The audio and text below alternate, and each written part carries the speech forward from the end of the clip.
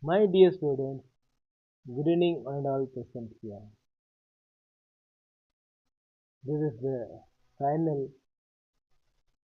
video about this month activity under working hours.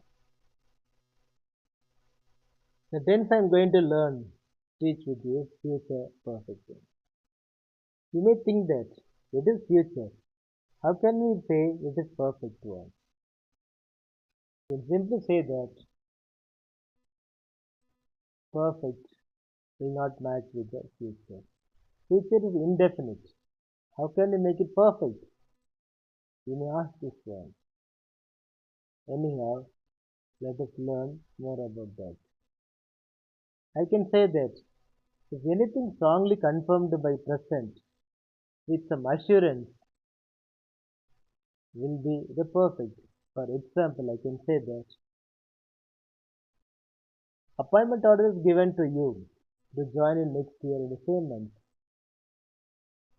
You can definitely say that no perfect one because strongly confirmed by one particular company to be joined and to be served. So that might be a strong point of view about future perfect. Let me tell you that when to use all these things. There is a situation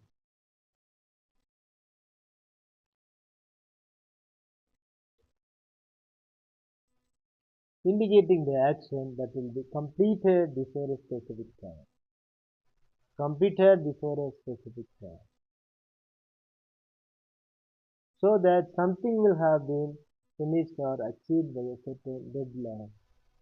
So that it will happen that no connected to the past and the present. Here in the future, when you see that future comes now, that would be completed, expecting to be completed.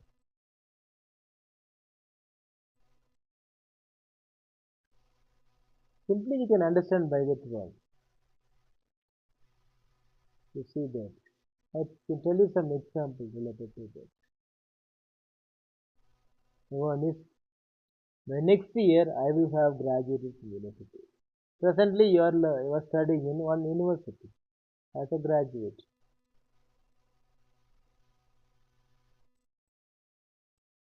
And you imagine that or you know confirmly that after a year this will be completed. Sure,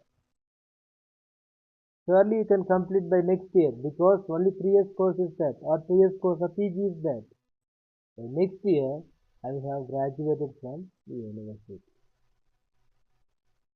That is called deadline. Knowing the deadline and that should be understood by that word.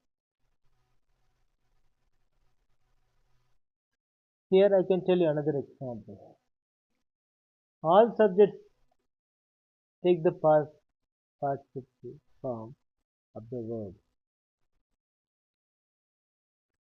Then how can we say that here subject pronoun this is the structure of the sentence for future perfect. Will have or shall have. I or we it shall have. He, she, it and they will be followed with will have. Why should I say that no? These are all first persons, singular and plural, shall. All others will be second and third person, will follow that. And expecting time that 2 years or 3 years, I will have finished my work by next 2 years. After some years, after 3 years, or that. You see that really we can make the difference between understandable these things. One example, appointment order. I tell you two more examples and close this session. The first thing about that here, you build a house for your family. Half of the work is over, 3 or 4 months is over. You're expecting that after another 4 months you would complete the house building by next year. My house would have completed. Because you know the deadline, the thing about that. Your father is working as a government post. He is now at the age of 55 in the state government. You would definitely say that by 58